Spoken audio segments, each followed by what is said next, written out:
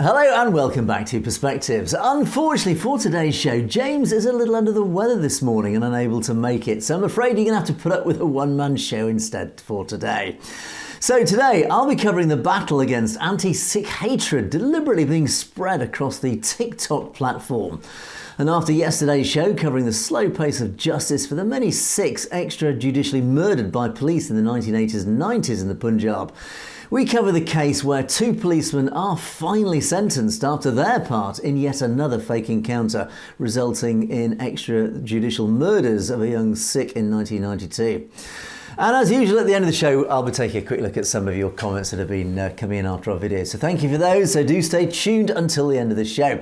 But let's get the show on the road. And my first story, as I said in the introduction, we're going to talk about something that has become very apparent in recent times, and that is an increase of anti-Sikh hatred, anti-Sikh propaganda that's been spread across social media generally, but specifically on the TikTok platform. And the World Sikh Parliament has addressed this directly. They've taken it upon themselves to launch a campaign to try and limit and prevent this from expanding and do something about it.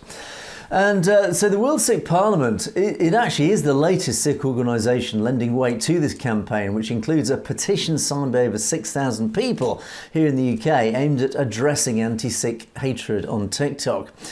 Now, they've released a letter which they said they're lobbying as a network for essentially asking for global solidarity between Sikh organisations as law enforcement conducts its investigations into an ongoing issue of this biadbi, or this sacrilege involving the desecration of Gurbani. Of course, that's the Guru's words contained within the Holy Scriptures, the Guru Granth Sahib Ji. This letter, just to quickly paraphrase it, what they said is, in light of many recent incidents on many platforms, but specifically TikTok and WhatsApp, concerning this biadbi towards the Holy Scriptures, the World Sikh Parliament Religious Council unequivocally condemns these actions. And the Holy Scriptures, unsurprisingly, occupy a revered position in Sikhism. It is our living guru. And embodies the teachings and spirits of our 10 gurus. Any mistreatment of the Gurbani is met with firm disapproval, and it isn't tolerated. And this condemnation should extend towards any acts of disrespect towards the texts of other faiths. And that's an important addendum to this, to say, look, it's not just us, but this biadbi, this sacrilege, is equally applicable to any other religion, and all religions should be treated with equal respect. So again, that's very typical Sikhi respect towards other religions. And they recognise that Sikh organisations are actively collaborating with the relevant authorities to address these serious issues, and they are aware of arrests that have been made. But there is an appeal for calm, and again, this is, again, I would say, a very typical call for respect from the core of Sikhi. They're saying, look, please do remain calm and remain disciplined. This is part of our upbringing, part of our philosophy is that let's let law enforcement conduct its investigations. We must not take the law into our own hands. And it says, our fundamental teachings urge us to respect all faiths and religions. No Sikh should descend to the level of disrespecting any religious text. So I think very, very powerful words in that letter. Now, the letter relates to long-time anti-Sikh hate campaigning, which seeks individuals, usually of Pakistani, Afghan, Kashmiri Muslim background, that's interesting, disrespecting Sikh scripture both verbally and physically in TikTok videos designed to provoke and insult the faith. Now, of course, they specifically refer to those of Islamic background, particularly from, well, interestingly, Kashmir and Pakistan, Afghan area. And again, it's not a blanket accusation, but certainly there are those, let's say, at the more extreme end of the Islamic faith who are particularly guilty of these crimes. And the videos are uploaded to TikTok and then often circulated through WhatsApp. This issue, particularly this prevailing issue, is about 2 years old, and countless Sikhs have reported such content to TikTok already, and most Sikh organisations have contacted already the social media giants directly in an attempt to have this hate campaign addressed. It is a very specific campaign, specifically targeted at the Sikh religion, and it is coming from one particular element within the Islamic population. And the fanatical perpetrators are believed to have often been triggered from religious debates on TikTok and Parchar, that's Sikh education, which details differences between the faiths and the Sikh history of resistance against Islamic extremism. And as we often say on this channel, the Sikh faith and those within the Sikh religion are always standing up to injustice, but always standing up to extremism in whatever form it takes shape. It could be political extremism, it could be religious extremism. Sikhi stands up against all extremism of all kinds. And unfortunately, we have reported on regular occasions that the Islamic community does have an extremist element, and that is where this targeted campaign of hatred is coming from, and that is where these Sikh organisations are aiming this campaign, saying, look, to the platforms, these are the perpetrators, you've got to stamp down on this.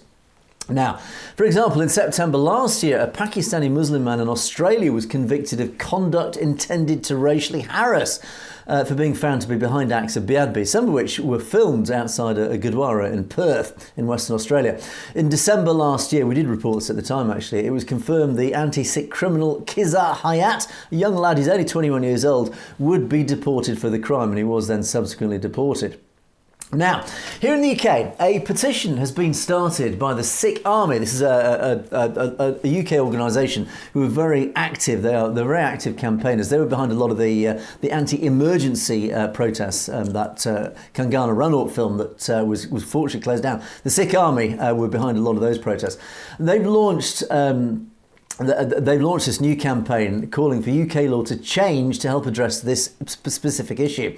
Now, in Sikhi, Gurbani is in written form, and it's considered, of course, sacred, and the Guru Granth Sahib Ji, the Holy Scriptures, are revered as the current living guru of the Sikhs. Now, this is important because, of course, we had the 10 gurus since the establishment of Sikhi, but then after the 10th guru, there were no more actual living human gurus, and they decided, for whatever practical reasons at the time, that the Holy Scriptures, all the words, the Gurbani of the gurus would be collated into one Holy Scripture, the Guru Granth Sahib Ji, and that Holy Scripture would then live eternally. It would forever be in existence, and that would be seen as a living guru forevermore. And that essentially is really the fundamentals of why the Guru Granth Sahib Ji is so revered and so sacred, and any acts against it are seen essentially as an act against a living human being. It's equivalent to attacking the Pope in Catholicism, or attacking the chief rabbi in Judaism, and likewise in Islam attacking the chief imam, or whatever their equivalents are. But that's what it's seen as. That's how serious and significant a crime it is seen within Sikhi. Now, over 6,000 people have signed this petition, which calls for the UK law to recognise the Sri Guru Granth Sahib Ji as a living guru, not a religious book. So this is equivalent, likewise, in Christianity, of saying the Bible it's not just a written book, it's actually a living human being. As far as we are concerned as Christians, it is a living human being. That is the equivalent of what they're asking for, for it to be recognised in law. And this would force acts of beadbi to be taken a lot more seriously on legal grounds. Now, the petition's partly aimed at forcing TikTok to address anti-Sikh hate crime occurring on the app, which also includes grooming, where vulnerable users are targeted by other users aiming to bully and coerce them into converting, which is then used to distance the target from their families for nefarious reasons. Of course, we often talk about grooming on this channel. Now, this actual petition, which is you can find it on change.org, it's titled "Amend the Law to Recognise Guru Granth Sahib Ji as a Living Guru Instead of a Religious Book." Now, they do actually explain why the significance. Of course, there's lots of religious significance behind this, but of course, what really matters in terms of British law and why this petition has been launched is a lot more practical, and it describes in the description why it's so important. Recognising Sri Guru Granth Sahib Ji as a living guru would provide greater legal protection, ensuring that any harm or disrespect shown towards it is treated with the same seriousness as harm directed at a person. This change would acknowledge and respect the unique role Sri Guru Granth Sahib Ji plays in the Sikh faith. It would represent a significant step toward religious equality and understanding, while also helping to prevent incidents of disrespect or desecration. Legal recognition would provide recourse for such acts, reinforcing societal respect for religious diversity. So, very important, this petition. If you're in the UK, it is another petition here in the UK, but if you are in the UK, please do go sign this. You can find it on change.org. But what it will achieve, if it is successful, it means that any act of beadbi, any acts of sacrilege against the Holy Scriptures, would be treated in legal terms a lot more seriously, as if it was essentially an act against a human being. At the moment, as it stands, a sacrilegious act, I think, is covered under hate crimes, but it comes as a much lesser offence. Therefore, the deterrence is not as great. But if it is seen essentially in legal terms as against a living human being, then of course it carries much greater weight, much greater gravity from a legal perspective, and therefore the punishment's much harder, and it acts then as a greater deterrent for any acts like this. So I don't know if this will be successful, because again, in legal terms, I think it's very hard. Essentially, an assault against a human being would be very, very hard to be allayed against a Holy Scripture. Now, as much as the Sikh religion view the Holy Scriptures as a living guru, in legal terms, it's going to be quite a hard step, I think, to achieve. But what it certainly will achieve, even if there are smaller steps taken towards this level of legality, it means that any acts of beadbi will be treated a lot more seriously within British law. Now, and this of course does stand in parallel to the huge steps that the Islamic population have achieved in terms of law in UK law, and any acts of essentially blasphemy. And this is actually very relevant to today's conditions, where, for example, a man has been charged under hate crimes for burning publicly pages of the Quran. And there's been a lot of press over the last couple of days about this act, saying, look, if somebody was caught burning pages of the Bible, would they have been arrested and charged with a hate crime? Probably not. So again, there is these accusations of two-tier policing here in the UK. Now, what this petition is campaigning for is actually for the Guru Granth Sahib Ji to be treated in exactly the same level then as it appears the Islamic population have achieved with the Quran, where a gentleman has been arrested and charged for burning pages of the Quran. Why then would anybody not be equally charged for burning or attacking pages of the Guru Granth Sahib Ji? It's a very difficult area. And I think the British government and the British police are finding themselves in a bit of a quandary here, because, of course, they've they've been steamrolled, let's say, by the Islamic population, and now, they're saying, okay, they've bent backwards for the Islamic population. So then, why aren't they bending backwards for the Sikh population? Why then can't the Sikh population and the Holy Scriptures of the Sikh community be given equal respect? But then, of course, it does start to encroach on freedom of expression laws, freedom of speech laws, where it is becoming impossible to criticise, for example, a religion like Islam without finding yourself on the wrong side of the law. So it does enter in a bit of a legal grey area. I'm interested in your comments out in our audience. What do you think about this? Yes, on the face of it, certainly on immediate face value, I think any beadbi should be treated legally very seriously. But do we start to then encroach on freedom of speech laws? Is it fair? But clearly there is a line here where there is a deliberate campaign coming from Islamic extremists, and ironically they're well protected under British law, but their campaign against the Sikh community. Surely then there does need to be some legal protection to protect the Sikh community and, of course, their Holy Scriptures. Let us know your thoughts. Let me know your thoughts in the comments below. I'm interested in your comments on that. Right, let's move on to my second story now. And sadly, we don't have James to react and give his thoughts on that, but hopefully he will be back next week, next Monday. Fingers crossed for James. Now, my second story. Now, yesterday, we talked about that terrible tragedy that occurred 39 years ago. 4 young Sikh men were murdered extrajudicially by police in the Punjab. Yes, just one of so many countless fake encounters, as they're called, where police deliberately staged situations that allowed them to murder in cold blood young Sikh men. And this, of course, created this terrible militancy, this terrible state in the Punjab back in the 1980s and 1990s that followed the terrible events of 1984 and the genocide that was perpetrated by the Indian state against the Sikh community. As a result, young Sikh men, unsurprisingly, in self-defence, rose up and started campaigning a lot more actively. And it did extend into militancy, armed militancy, for very good reasons. It was self-defence. But as a result, the police then just basically took the law into their own hands. And I won't even say the law. They basically just they just started reacting and retaliating by saying, right, we'll just take young Sikh men out of the countryside and we'll shoot them. And this is what happened, as we reported yesterday, to 4 young Sikh men. And the families, since those murders, many of which have died out since, have not found justice. They've struggled to find justice. I am delighted, if that's the right word, to report that actually 2 Punjab ex-policemen have finally, after so many years, met justice at last in the Punjab for their part in the killing of young Sikhs in the Punjab at that time. Now, 2 ex-Punjab police officers, and they're now both in their 70s. This is how long it's taken, were sentenced recently, in the last few days, to life in prison for a 1992 fake encounter involving an army Jawan and a farmer. Now, they were both fined 2 lakh rupees each and face extra jail time if unpaid. The investigation revealed that the killings were staged and the victims were falsely implicated. The former cops have also been fined 2 lakh rupees each, and Judge Rakesh Kumar Gupta in the sentence said the convicts will have to undergo an additional 3.5 years in jail if they fail to pay their fine.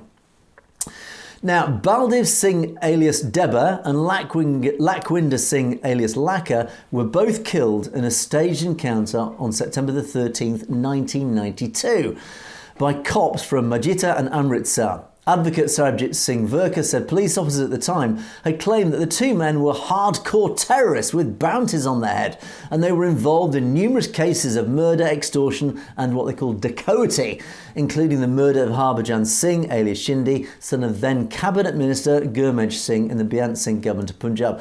So it's the same old story. Here we go again. It's this case of police concocting this nonsense story of, oh, these men were terrorists, they were out, they were bounties on their heads. They were part of this mad militancy, so of course they were terrorists, and that justified us murdering them in cold blood. Now, the investigation during its probe concluded that Deba and Laka were falsely implicated in the murder of a minister's son in July 1992. But in September 1992, both were killed in a staged encounter near Sansara village. Both men were detained illegally. It was found by the investigation no logbook entries existed regarding police vehicle movements at that time. In other words, the evidence that would help to have proved their guilt, the policeman's guilt, were buried or hidden or were destroyed. Again, a very familiar story. 37 cited witnesses, only 19 testimonies were recorded, as many witnesses died during this prolonged trial.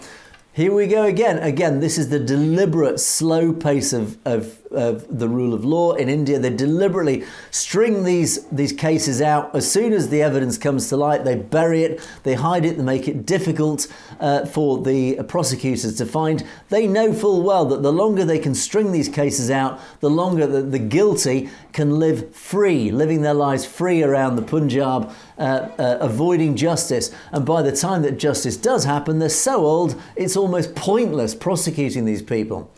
During the extended trial period, several of the accused, including Harbhajan Singh, Mahinder Singh, Parshatam Lal, Mohan Singh and Jassa Singh, also passed away. In other words, all those guilty policemen died before they could be brought to justice. This is why the Sikh community are so angry, and this is why it still remains a massive stain on the Indian state, is that they have deliberately strung these cases out for as long as they can, knowing full well that the guilty will eventually die of old age. These 2 who have finally met their sentencing, have finally met justice, they're both in their 70s. And as many comments after this Times of India article covering this case have stated, what is the point? These men, they're old men now. They've managed to live their lives. These young Sikhs who were murdered back in the 80s and 90s, their lives were cut short. They never had the opportunity to live their lives, but those who murdered them in cold blood, they've lived free. They've managed to live the full extent of their lives, and these two men who you finally caught, or finally sentenced, they're in their 70s. Now, it's all very well giving them life sentences, but what's the point? They're going to be dead anyway in a few years, but they're going to spend their last few years in jail. Big deal. They spent the prime of their lives, unlike their victims, they spent the prime of their lives living in comfort and freedom. That is why this is the delayed justice. This is why India, it cannot be seen as a nation that lives under the rule of law. Its law has become a joke. It's become a farce. And again, until Narendra Modi does something about this, unfortunately, India really cannot stand on the world stage and claim it is a democracy living by the rule of law as we in the West recognise it. So on that final note and that angry note, let's move on then to our final section of today's foreshortened show. That is our comments section. So thank you to all of you who have commented accordingly beneath our videos. Thank you. Do keep those comments in. They are very much appreciated, and we do read every single comment that comes in. So first set, let me check, says, this is going back to a story that we have covered on a few occasions, this appalling scandal in the Punjab. And let me check refers to the Punjab's groundwater, or Punjab's groundwater. They drill holes, then start pouring chemicals down into those holes. He's seen it, as he says, I saw it with my own eyes. 25-mile areas were black, dark colour. And it happened because there was one factory in that area, that one specific factory. We can search for it. It's the Gagan paper mill in Sailor. So you can imagine what happened in Ludhiana or the whole of Malwar. Absolutely. And this is something that we have campaigned on this show about on a regular basis.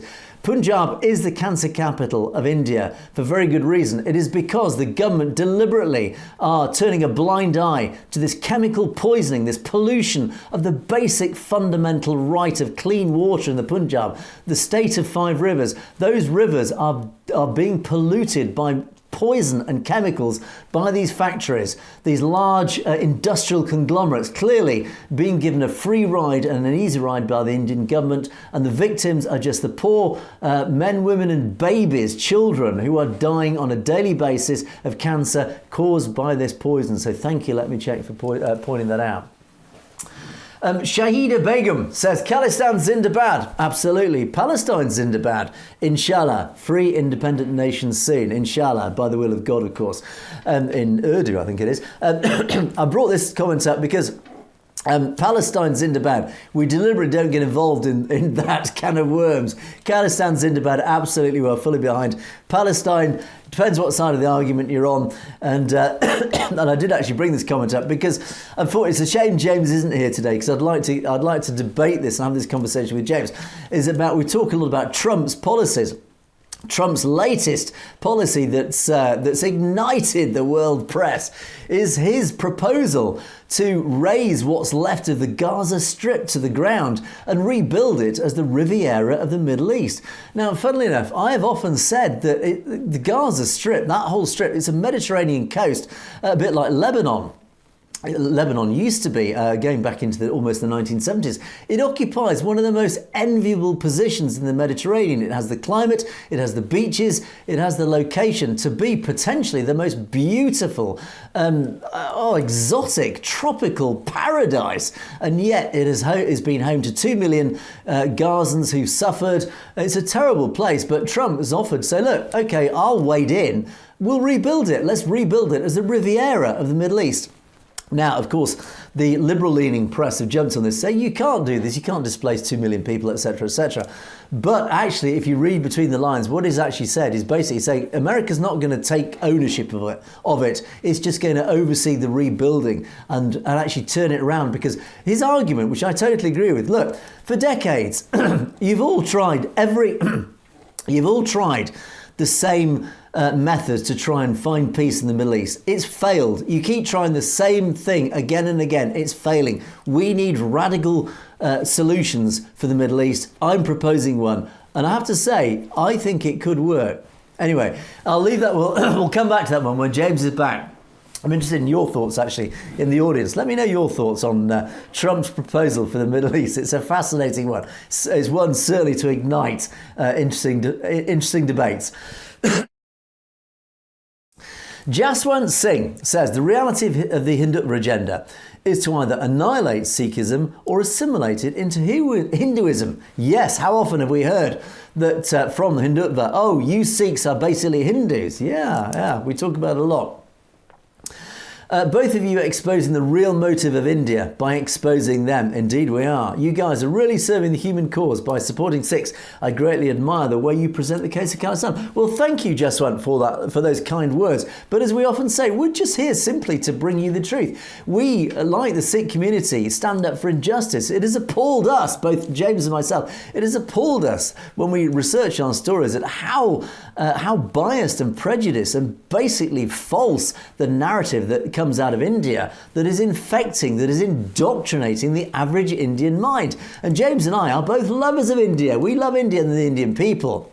And it's actually a tragedy to see how indoctrinated much of the nation has become. They have been completely hoodwinked by this Hindutva RSS agenda, and they are actually tearing apart this nation that has so much potential and so much goodness to bring the world. That's why we do what we do. And of course, we stand up for Khalistan, we stand up for the Sikh community for a very good reason, is because their values represent essentially James and our values. We stand up for injustice wherever we see it, and we stand up for the truth. So thank you, Jaswant, for your kind words, and thank you for your support. Much appreciated. And Mr. Mann says, Khalistan, this is something that we again talk about regularly. Khalistan will have Sikhs, Hindus, Muslims and Christians, and even non-believers. All are welcome. And of course, Khalistan will reject the Brahminist caste system. Absolutely. That is why the Sikh religion was established in the first place. It diverted away from the prevailing Hindu religion because it recognized the caste system for the evils that it stood for. Brahmins want to perpetuate the caste system, but why wouldn't they? They're sitting at the top of the tree. They are at the top of the pyramid. They are the upper caste. They control the rest of the population. Of course they want to perpetuate that. That's why they hate the Sikhs, because the Sikhs stand up and are pointing out to the rest of the Indian population, do you realise you're all slaves to the Brahmins? That's what it's all about, Mr. Mann. Thank you for your comment. And finally, Azad says, great news, gentlemen. Well, we're always happy to bring good news. Mr. Angus, Mr. James, your names could also be added with Panoon by India. Well, that's a very great compliment. My only comment to that one is of course Mr. Panoon was the subject of Indian hit squad. So all I would say is I hope we're not subject to the same treatment as Mr. Panoon. Mr. Panoon has an awful lot more courage than James and I would say. So I do take my hat off and salute Mr. Panoon for his stance and his courageous stance that he's stood for. All I would say is that myself and James, we just exist to bring the truth. We don't want to incur the wrath or the ire of Hindutva or the RSS. All we're doing is we're just bringing an alternative narrative. We're just bringing the alternative news, the truth. Actually, that's all we exist for. So, but thank you, Azad, for your compliment. And then M. Verdi, the final comment. Thank you guys for explaining the facts in an intelligent way without beating around the bush. Well, again, I thought this comment, this actually made me chuckle because actually I would say I am particularly guilty, and I'm sure James will agree with this. I'm guilty of beating around the bush. Once I start on a rant, once I get that bit between the teeth, as we say in English, it's very hard to stop me. And unfortunately, our show has extended to 1 hour and 20 minutes plus, when in fact we originally, you won't believe this, our show was originally designated to be a 28-minute show. But it was once we started, James and I, we just both couldn't stop talking. We both couldn't stop ranting because we're so passionate about the subjects that we talk about that once we start, it's very hard to stop. And that is why now our show always extends way beyond the length that it was designated for. Quite often we're hitting an hour and a half. So apologies to our audience if we do tend to go on a bit, we do tend to rant a bit. It's only because we care. That's what it's all about. So M. Verdi, thank you for that very kind compliment. I'm not sure I totally agree with you. I think we do tend to go on a bit. But anyway, let us know your thoughts. And but do, of course, do keep those comments coming in. Unfortunately, as I said, said at the beginning of the show, James couldn't be with us today. We do extend our best wishes to James and hope he gets well soon. I'm sure he'll be returning with us as normal for Monday's show, so do stay tuned for that. But unfortunately, that is the end of today's shorter show, and unfortunately you've only had to put up with me today, so do be kind in the comments below. But in the meantime, thanks so much for watching. Do keep those comments coming in. Don't forget you can message us directly at message@satellitetv.com if there's anything you'd like to address us directly with. But in the meantime, that is the end of the show. It is a goodbye from me. It is an absent goodbye from James. Thanks so much for watching Perspectives. I will see you on Monday.